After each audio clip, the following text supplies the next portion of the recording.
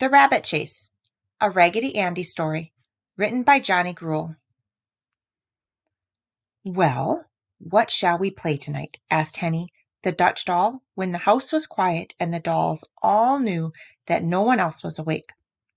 Raggedy Andy was just about to suggest a good game when Fido, who sometimes slept in a basket in the nursery, growled. All the dollies looked in his direction. Fido was standing up with his ears sticking as straight in the air as loppy silken puppy dog ears can stick up. "He must have been dreaming," said Raggedy Andy. "No, I wasn't dreaming," Fido answered. "I heard something go scratch, scratch, as plain as I hear you."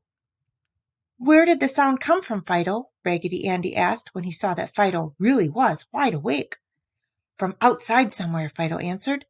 "And if I could get out without disturbing all the folks, I'd run out and see what it might be.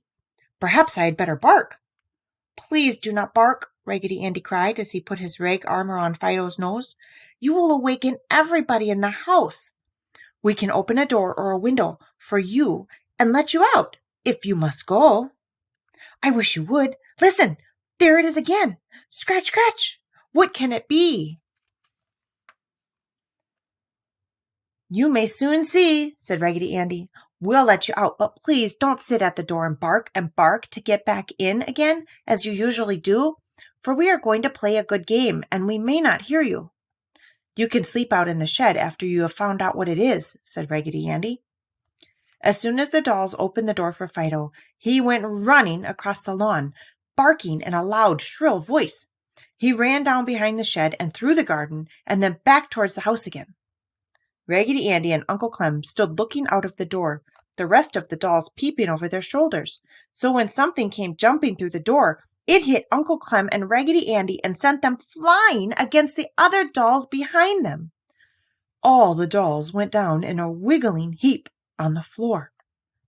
It was surprising that the noise and confusion did not waken Daddy and the rest of the folks, for just as the dolls were untangling themselves from each other and getting upon their feet, Fido came jumping through the door and sent the dolls tumbling again. Fido quit barking when he came through the door. "Which way did he go?" he asked, when he could get his breath. "What was it?" Raggedy Andy asked in return. "It was a rabbit!" Fido cried. "He ran in here, for I could smell his tracks." "We could feel him," Raggedy Andy laughed. "I could not tell you which way he went," Uncle Clem said, "except I feel sure he came through the door and into the house." None of the dolls knew into which room the rabbit had run. Finally, after much sniffing, Fido traced the rabbit to the nursery, where, when the dolls followed, they saw the rabbit crouching behind the rocking horse. Fido whined and cried because he could not get to the rabbit and bite him. "You should be ashamed of yourself, Fido," cried Raggedy Ann. "Just see how the poor bunny is trembling." "He should not come crashing into our house if he doesn't care to be chased," said Fido. "Why don't you stay out in the woods and fields where you really belong?" Raggedy Andy asked the rabbit. "I came to leave some Easter eggs," the bunny answered in a queer little quavery voice. "An Easter bunny?" all the dolls cried, jumping about and clapping their hands. "An Easter bunny!" "Well," was all Fido could say as he sat down and began wagging his tail. "You may come out from behind the rocking horse now, Easter bunny," said Raggedy Andy. "Fido will not hurt you now that he knows. Will you, Fido?" "Indeed I won't," Fido replied. "I'm sorry that I chased you, and I remember now I had to jump over a basket out by the shed. Was that yours?" "Yes, it was full of Easter eggs and colored grasses for the little girl who lives here," the bunny said. When the Easter bunny found out that Fido and the dolls were his friends, he came out from behind the rocking horse and hopped across the floor to the door.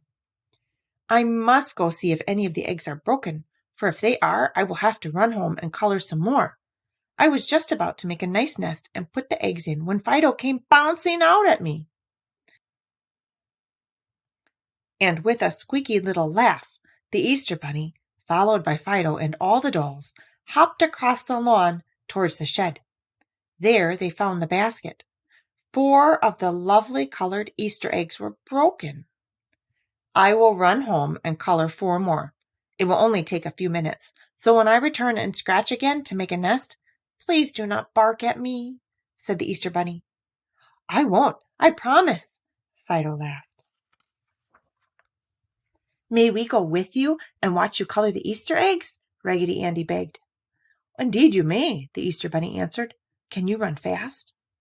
Then down through the garden and out through a crack in the fence the Easter Bunny hopped, with long string of dolls trailing behind. When they came to the Easter Bunny's home, they found Mama Easter Bunny and a lot of little teeny-weeny bunnies who would someday grow up to be big Easter bunnies like their Mama and Daddy Bunny. The Easter Bunny told them of his adventures with Fido, and all joined in his laughter when they found it had turned out well at the end. And the Easter Bunny put 4 eggs on to boil, and while these were boiling, he mixed up a lot of pretty colors. When the eggs were boiled, he dipped the 4 eggs into the pretty colored dye and then painted lovely flowers on them. When the Easter Bunny had finished painting the eggs, he put them in his basket, and with all the dolls running along beside him, they returned to the house.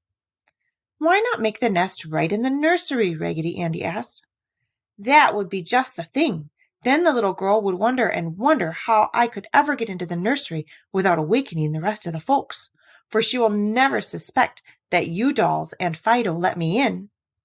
So with Raggedy Andy leading the way, they ran up to the nursery, and there, way back in a corner, they watched the Easter Bunny make a lovely nest and put the Easter eggs in it. And in the morning, when Marcella came in to see the dolls, you can imagine her surprise when she found the pretty gift from the Easter Bunny. "How in the world did the bunny get inside the house and into this room without awakening Fido?" she laughed. And Fido, pretending to be asleep, slowly opened one eye and winked over the edge of his basket at Raggedy Andy. And Raggedy Andy smiled back at Fido, but never said a word. The end.